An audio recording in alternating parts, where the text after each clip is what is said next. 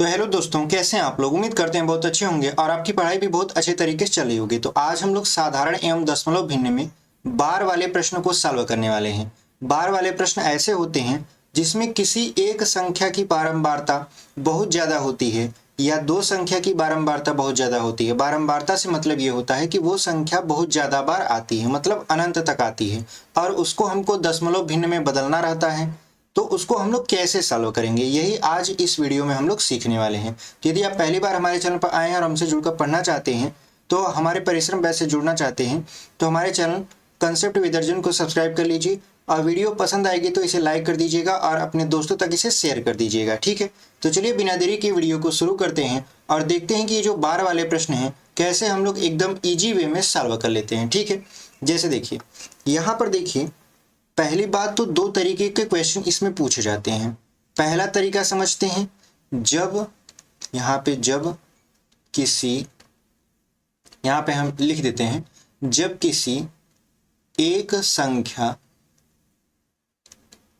या अंक की पुनरावृत्ति होती है, अंक की पुनरावृत्ति होती है। ठीक है, पुनरावृत्ति होती है तब, यहाँ पर होती है तब हम लोग इसे p बटा क्यू मतलब भिन्न के रूप में कैसे बदलेंगे इसको देख लेते हैं। देखिए जैसे आपके सामने हम क्वेश्चन नंबर मान लेते हैं पहला, हम रख दिए 0.3333 ऐसे। ठीक है, और इसे कह दिए कि इसे p बटा क्यू के रूप में बदलिए, के रूप में बदलिए। ठीक है, इसे हमने कहा कि आप 0.333 डॉटेड डॉटेड ये कहाँ तक जाएगा, तो अनंत तक जाएगा, तो इसे p बटा क्यू के रूप में बदलिए। तो आप ऐसे प्रश्नों को कैसे सॉल्व करोगे, पहले टाइप में तो हम ये सीखेंगे। तो चलिए इसको हम लोग सॉल्व करते हैं, उसके बाद जब दूसरा टाइप बताएंगे तो उसके भी क्वेश्चन को हम लोग लेकर सॉल्व कर लेंगे। देखिए इसको यदि हम लिखना चाहें तो लिख सकते हैं 0.3 पर बार। ये बार वाला आपका जो प्रश्न है इसमें हमने आपको बताया था कि किसी भी संख्या की जो बारंबारता होती है, मतलब कोई भी संख्या जितनी बार आती है उसको बार बार न लिख के उसके ऊपर एक ऐसे पाई लगा दिया जाता है और बोला जाता है कि वो संख्या अब अनंत तक आएगी, और इसी से हम लोग समझ जाते हैं। तो यहाँ पे हमने लगाया 0.3 पर बार। इसका मतलब ये है कि जो 3 है वो बार बार आएगा, कहाँ तक आएगा, अनंत तक। अगर ऐसे प्रश्न आ जाए तो ऐसे प्रश्नों में कुछ नहीं करना है। देखिए आप 3 लिखोगे और यहाँ एक अंक पर बार है तो आप डायरेक्ट लिख दोगे 9 और यही आपका क्या हो जाएगा, आंसर हो जाएगा। ये हो गया आपका आंसर। ठीक है, तैयार हो गया। यदि आप इसको कम करना चाहते हो, मतलब संक्षिप्त भिन्न में लिखना चाहते हो, तो 3 एक कम 3 और 3 त्रिक का 9 यानी 1/3, यही आपका क्या हो जाएगा, आंसर हो जाएगा। आप कहोगे इतना सरल है, तो हाँ इतना सरल है आपका ये बार वाला प्रश्न। लेकिन लोग जब देखे पहली बार सवाल देखते हैं और तरीका थोड़ा नहीं जानते हैं या तरीका पुराना वाला जानते हैं तो थोड़ा घबरा जाते हैं। ठीक है, तो आपको घबराना नहीं है, एकदम आराम से सवालों को सॉल्व करना है। एक क्वेश्चन और ले लेते हैं, मान लेते हैं यहाँ क्वेश्चन नंबर दूसरा लेते हैं। ठीक है, यहाँ पे हमने कहा कि आप 0.12 के ऊपर ऐसे बार लगा है। ठीक है, और इसको आप p बटा क्यू के रूप में बदलिए। किस में बदलिए आप, p बटा क्यू के रूप में। तो आप कहोगे कि देखिए जब किसी संख्या के किसी एक अंक पर बार लगा होता है और उसकी पुनरावृत्ति बार बार होती है तो वो आपका संख्या अथवा अंक लिखकर बटा 9 कर दिया जाता है, क्योंकि एक संख्या या एक संख्या या एक अंक का क्या हो रहा था, पुनरावृत्ति हो रहा था। लेकिन यहाँ पर जब दो संख्या या दो से अधिक संख्या का पुनरावृत्ति होता है तो आप क्या करते हो, आप करते हो 2 अंक हैं तो 2 9 लिख दोगे बटे में और यही आपका क्या हो जाएगा, आंसर हो जाएगा। जैसे यहाँ पे देखिए 1 2 यानी ये 12 है, तो यहाँ पे 2 अंकों की पुनरावृत्ति हो रही है, 1 और 2 की, यानी 1 और 2 बार बार लिखे जाएंगे। तो आप क्या करोगे, लिखोगे 12 और यहाँ पे चूंकि 1 और 2 अंक है तो 2 9 लिख दोगे और यही आपका क्या हो जाएगा, आंसर हो जाएगा। यानी जब एक अंक की पुनरावृत्ति होगी तो 1 9 लिखना है और यदि 2 अंक की पुनरावृत्ति हो रही है तो 2 9 लिख देना है बटे में और वही आपका क्या हो जाएगा, आंसर हो जाएगा। ठीक है, तो अगर इसको हम सरल कर लें तो ये हो जाएगा आपका कितना, 3 चौक 12 और यहाँ पर 33 बार में काटेंगे तो 99 कट जाएगा, यही आपका क्या हो गया, आंसर हो गया। तो उम्मीद करते हैं आपको बहुत अच्छे तरीके से ये जब एक अंक अथवा एक संख्या की पुनरावृत्ति होती है तो कैसे इसको p बटा q के रूप में बदला जाता है आपको समझ में आ गया होगा। ठीक है, चलिए बढ़ते हैं आगे। आगे देखिए, यहाँ पर मान लेते हैं अब ये दूसरा कंडीशन है। दूसरा कंडीशन क्या है? जब एक संख्या अथवा एक अंक की पुनरावृत्ति न हो बल्कि उसके किसी एक विशेष अंक की पुनरावृत्ति होती है तब उसे p बटा q के रूप में कैसे बदलेंगे। जैसे यदि हम क्वेश्चन लिखें, हम एक क्वेश्चन लिखते हैं, क्वेश्चन के माध्यम से हम समझेंगे तो बहुत ज्यादा आपको अच्छे तरीके से समझ में आएगा। ठीक है, देखिए मान लेते हैं हमने लिखा 0.3255 ऐसे डॉटेड डॉटेड कर दिया और कहा इसे p बटा q के रूप में बदलिए। इसे क्या कहा कि इसे p बटा q के रूप में बदलिए। तो आप कहोगे कि ये बताइए इसमें पुनरावृत्ति किसकी हो रही थी? तो आप कहोगे पुनरावृत्ति देखिए 5 की हो रही थी, क्योंकि 5 ही बार बार आ रहा था। तो हमने कहा कि जब किसी संख्या में किसी विशेष अंक का पुनरावृत्ति बार बार होता है तब p बटा q के रूप में कैसे बदलते हैं, ये हम लोगों का दूसरा नियम है और इसी को हम लोग सीखने वाले हैं। तो सबसे पहले इसको इस तरीके से लिखेंगे 0.325 के ऊपर बार, क्योंकि 5 ही बार बार आ रहा था इसलिए 5 के ऊपर क्या लगा दिए? बार लगा दिए। अब ऐसे प्रश्नों में कैसे आपका p बटा q के रूप में बदला जाता है एकदम ध्यान से देखेंगे और समझेंगे तो एकदम आसान हो जाएगा प्रश्न। सबसे पहले अगर हम दशमलव भूल जाएं, बार भी भूल जाएं, तो ये 325 है, तो आपको लिखना है 325 यानी पूरी संख्या। उसके बाद किसकी पुनरावृत्ति नहीं हो रही? तो आप कहोगे 32 की पुनरावृत्ति नहीं हो रही, क्योंकि 5 के ऊपर बार है तो 5 की पुनरावृत्ति हो रही है।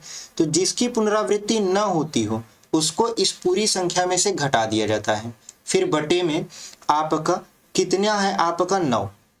एक बार यानी एक अंक पर बार है तो क्या लिख दिया जाएगा? 1 को 9 लिख दिया जाएगा।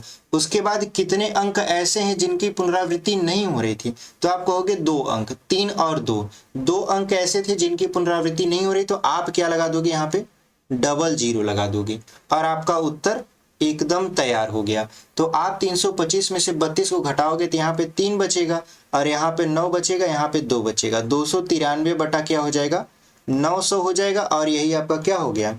आंसर हो गया। यानी जिसकी पुनरावृत्ति हो रही हो, ठीक है, जिसकी पुनरावृत्ति हो रही है उसके बटे में हम लोग क्या लिख देते हैं? 9 लिख देते हैं। और उसके बाद जिसकी पुनरावृत्ति न होती हो उसके बदले हम लोग क्या लिख देते हैं? 0 लिख देते हैं और हमारा आंसर एकदम अच्छे तरीके से आ जाता है। जैसे एक प्रश्न और देखते हैं क्वेश्चन नंबर दूसरा। क्वेश्चन नंबर जो दूसरा है उसमें हम लोग क्या करेंगे? मान लेंगे कि हमारे पास एक संख्या 0.325 और इसमें यहाँ पे 25, फिर यहाँ पर 25 ऐसे करते हुए क्या हो जाएगा? ये अनंत तक चला जाएगा। तो आप देखोगे कि इसमें पुनरावृत्ति 2 अंकों की हो रही है, 2 और 5 की। तो पहले तो आप इसे इस तरीके से लिखोगे 0.325 के ऊपर बार, यानी 25 बार बार आ रहा था तो यहाँ पे 25 के ऊपर क्या लगा दिए? हम बार लगा दिए। ठीक है, उसके बाद जो पहला नियम था कि आप पहले दशमलव और बार भूल जाइए, तो आपके पास क्या है? संख्या 325 है, तो आप लिखोगे 325। उसके बाद देखोगे किसकी पुनरावृत्ति नहीं हो रही है, तो 3 की पुनरावृत्ति नहीं हो रही थी, 3 घटा दोगे। उसके बाद ये जो आपका 2 अंक पर बार लगा है तो 2 ठो 9 लिख दोगे और जिस पर बार नहीं लगा है उसके बदले आप 0 लगा दोगे और आपका आंसर आ जाएगा। तो जब इसको घटाओगे तो ये हो जाएगा आपका कितना? 322 बटा 990 और यही आपका क्या हो जाएगा? आंसर हो जाएगा। तो उम्मीद करते हैं आपको दोनों तरीके समझ में आए होंगे। जब किसी अंक का एक बार पुनरावृत्ति होता है और जब किसी संख्या में किसी अंक विशेष का पुनरावृत्ति होता है। तो 2 तरीके थे, यहाँ पे दोनों तरीके हम आपको समझा दिए। पहला तरीका इस तरीके से था, जब किसी एक अंक की पुनरावृत्ति या एक संख्या का पुनरावृत्ति बार बार हो तो उसे p बटा q के रूप में कैसे बदला जाता है। और यहाँ पर दूसरा हमने सीखा कि जब किसी संख्या विशेष में किसी अंक विशेष का पुनरावृत्ति बार बार होता है तो हम लोग उसको कैसे दशमलव आपका p बटा q के रूप में बदलते हैं। ठीक है, तो उम्मीद करते हैं आपको ये बहुत अच्छे तरीके से समझ में आया होगा। चलिए इसी से आपका रिलेटेड कुछ क्वेश्चन हम लेकर आए हैं, उसको सॉल्व कर लेते हैं। देखिए जैसे यहाँ पे देखिए जो पहला क्वेश्चन है लिखा है आपका 7.7 पर बार का मान क्या है। तो यहाँ पे आपसे क्या पूछ रहा है? 7.7 पर बार का मान। ठीक है, ऐसे प्रश्न पूछ रहा है। तो आप क्या करिए, यहाँ पे 7 प्लस 0.7 के ऊपर बार ऐसे कर दीजिए। कहने का मतलब इस प्रश्न को हम तोड़ दिए, 7 प्लस 0.7 के ऊपर बार कर दिए। अब आपको पता है कि 7 प्लस, अब यहाँ पर जो 7 एक अंक की पुनरावृत्ति हो रही है, तो यहाँ पे लिख देंगे कितना, यहाँ पर ये हो जाएगा आपका ऊपर 7 और बटे, चूंकि एक अंक पर बार है तो ये हो जाएगा 9। अब 9 को 7 में गुणा करा देंगे तो 9 सत्ते 63, 63 और 7 जोड़ देंगे तो कितना हो जाएगा आपका 70, और बटे क्या लिख देंगे 9, और यही आपका क्या हो जाएगा आंसर हो जाएगा। यानी 7 प्लस 7 पर जो बार का मान है वो 70/9 आएगा। ऑप्शन नंबर जो बी है आपका वो एकदम सही हो जाएगा। तो उम्मीद करते हैं आपको बहुत अच्छे तरीके से समझ में आया होगा। चलिए बढ़ते हैं आगे। देखिए जो दूसरा प्रश्न है हमारा कुछ इस तरीके से है कि 0.477777 ऐसे कहाँ तक जा रहा है, ये अनंत तक। कह रहा है किस साधारण भिन्न के बराबर है। तो यहाँ पे आप देखो कि 777 बार बार लिखा जा रहा है, इसका मतलब ये है कि 7 की पुनरावृत्ति हो रही है। तो हम इसे लिखेंगे 0.47 के ऊपर बार। ठीक है, तो 7 के ऊपर जब बार लिख दिए तो अब हम लोग क्या करेंगे, अब हम पहले भूल जाएंगे कि दशमलव कहाँ लगा है और बार कहाँ लगा है। तो हमारी जो संख्या निकल कर आएगी वो निकल कर आएगी 47। उसके बाद फिर दूसरा स्टेप क्या था कि किस संख्या का या किस अंक का पुनरावृत्ति नहीं हो रहा है। तो यहाँ पे 4 का नहीं हो रहा है तो 4 को इसमें से घटा देंगे, फिर बटे जितना अंक पर बार लगा रहेगा उतना 9 लिखेंगे। तो यहाँ एक अंक पर बार लगा है तो 1 को 9 लिख दिए, और जिस पर बार नहीं लगा रहेगा उसके बदले हम क्या लिख देंगे 0 लिख देंगे। तो यहाँ पे जब घटाएंगे आप 47 में से आपका 4 तो ये बच जाएगा 43 और बटा के 9, और यही आपका क्या हो जाएगा आंसर हो जाएगा। तो उम्मीद करते हैं आपको बहुत अच्छी तरीके से ये सवाल समझ में आया होगा। तो कौन सा ऑप्शन आपका सही है, ऑप्शन नंबर डी 43/90 है, और यही आपका क्या हो जाएगा सही उत्तर हो जाएगा। तो चलिए बढ़ते हैं आगे।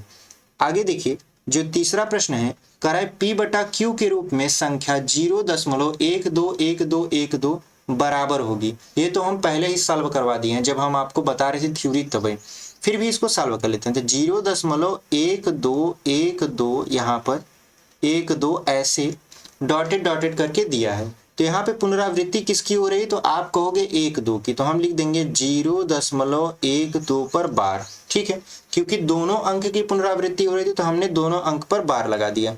अब इसे यदि P/Q के रूप में लिखें तो हम लिख सकते हैं 12, चूंकि 2 अंक पर आपका बार लगा है तो 2 ठो 9 लगा देंगे, तो ये हो जाएगा 12/99। और यदि इसे हम 3 से काटे 3 चौक 12 और यहाँ पे 3 त्रिका 9 3 त्रिका 9, यानी ये हो जाएगा आपका 4/33। तो कौन सा ऑप्शन आपका सही है, ऑप्शन नंबर हम देख रहे हैं सी जो है 4/33 दिया है, और यही आपका सही उत्तर है। तो उम्मीद करते हैं आपको ये सवाल समझ में आया होगा। चलिए बढ़ते हैं आगे।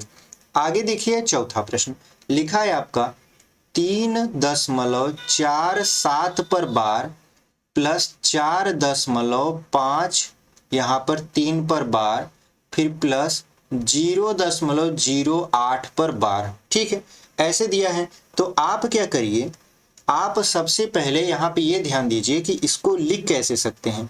तो अगर सरल तरीका बताएं तो आप इसे लिख सकते हो आपका 3 प्लस 0.47 पर बार, और यहाँ लिख सकते हो 4 प्लस 0.53 पर बार, और यहाँ हो जाएगा आपका 0 प्लस आपका 0.8 पर यहाँ बार, यहाँ दशमलव लगा देंगे। ठीक है, ऐसे हो जाएगा। तो अब आपको करना क्या है, अब आपको करना है देखिए 4 और 3 को जोड़ लेना है, तो ये हो जाएगा 7, 4 3 जोड़ लिए 7 हो गया, प्लस ये 47 है तो ये हो जाएगा आपका 47/99, क्योंकि 2 अंक हैं और दोनों की पुनरावृत्ति हो रही है तो यहाँ पे 47 बटा क्या लिख देंगे 99।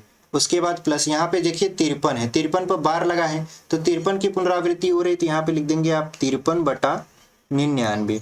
उसके बाद यहाँ पे देखिए 0.8 आपका 0.08 है, दोनों की पुनरावृत्ति हो रही थी, यहाँ पे लिख देंगे 0.8/99। अब आप देखो कि सभी के बटे क्या है 99 है, तो यहाँ पे लिख दो 7 प्लस, अब इसको जोड़ो तो 47 और 53 कितना हो जाएगा 100 हो जाएगा। 100 में जब 8 जोड़ोगे तो ये हो जाएगा 108 बटा कितना हो जाएगा 99। और यदि हम इसको विभाजित करें दशमलव में तो 7 प्लस 1 दशमलव आपका 0909 ऐसे करके आएगा।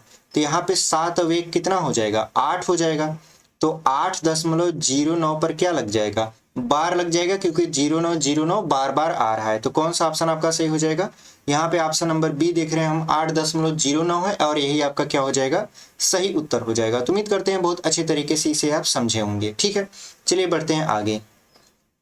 आगे देखिए जो 5वां प्रश्न है वो लिखा है आपका 0.3 पर बार प्लस 0.6 पर बार प्लस 0.7 पर बार प्लस 0.8 पर बार। यदि ऐसे प्रश्नों को एकदम चुटकियों में सॉल्व करना है तो आप जैसे जोड़ते हो साधारण जोड़, वैसे ही इसको दशमलव भूल जाओ, बार भूल जाओ, सब जोड़ डालो। तो यहाँ पे देखिए 6 3 कितना हो जाएगा? 9, 9 7 16, 16 और 8 कितना हो जाएगा? 24। तो आप लिख दो 24। चूंकि सभी पर आपका एक अंक पर ही बार लगा है तो सबके बटे क्या लिख दो? यहाँ पे 9 लिख दो। ये ट्रिक तभी अप्लाई करना जब एक अंक की पुनरावृत्ति हो रही हो। ठीक है, जैसे यहाँ पे देखिए एक अंक पर सभी पर बार लगा था तो हम क्या किए? दशमलव भूल गए, बार भूल गए, हम सीधे जैसे जोड़ होता है जोड़ लिए। 6 3 आपका 9 हो गया, 9 7 16, 16 और 8 कितना हो गया? 24 हो गया। चूंकि सभी पर एक अंक पर बार लगा था तो हम बटे 9 लिख दिए। अब इसको यदि हम 3 से काटें तो यहाँ पे हो जाएगा आपका 3 8 24 और 3 त्रिक का 9।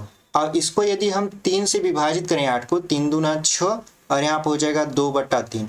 यानी जो इसका रियल आंसर आएगा वो 2 सही 2/3 आएगा। ठीक है, तो कौन सा ऑप्शन आपका सही हो जाएगा? ऑप्शन नंबर बी देख रहे हैं हमारा 2 सही 2/3 दिया है और यही आपका क्या हो जाएगा? सही उत्तर हो जाएगा। तो उम्मीद करते हैं आपको बहुत अच्छे तरीके से समझ में आया होगा। चलिए बढ़ते हैं आगे। आगे देखिए ये हमारा आखिरी जो प्रश्न है, 6 प्रश्न हम लेकर आए थे, इसको हम लोग बहुत आसानी से सॉल्व कर लिए हैं। ये जो हमारा आखिरी प्रश्न है इसको भी हम लोग सॉल्व कर लेंगे। तो यहाँ पे देखिए जब समान अंकों पर बार लगा हो और उनकी पुनरावृत्ति हो रही होती है तो हम लोग क्या करते हैं? दशमलव जो और बार जो है भूल जाते हैं और इसको आराम से जोड़ लेते हैं। इसको जब जोड़ेंगे तो ये कितना हो जाएगा? 100 हो जाएगा। 63 और 37 कितना हो गया? 100 हो गया। चूंकि 2 अंकों की पुनरावृत्ति हो रही थी तो बटा क्या लगा देंगे? 99 लगा देंगे और यही आपका क्या हो जाएगा? आंसर हो जाएगा। यानी जो ऑप्शन नंबर सी देख रहे हैं हमारा 100/99 है वही आपका क्या है? सही उत्तर है। तो देखा आपने कि कैसे बार वाले जो प्रश्न होते हैं एकदम चुटकियों में सॉल्व होते हैं। तो उम्मीद करते हैं आपको हमारी ये जो वीडियो है पसंद आई होगी। और अभी तक चैनल पर बने हुए हैं और चैनल को सब्सक्राइब नहीं किए हैं तो चैनल को सब्सक्राइब कर लीजिए। वीडियो को अपने दोस्तों तक भी शेयर कर दीजिए ताकि वो हमारे परिश्रम बैच से जुड़कर एकदम शुरू से मैथ सीख सकें। ठीक है, तो मिलते हैं आपसे अगले वीडियो में। तब तक के लिए धन्यवाद। ऐसे ही हमसे सीखते रहिए और जुड़ते रहिए।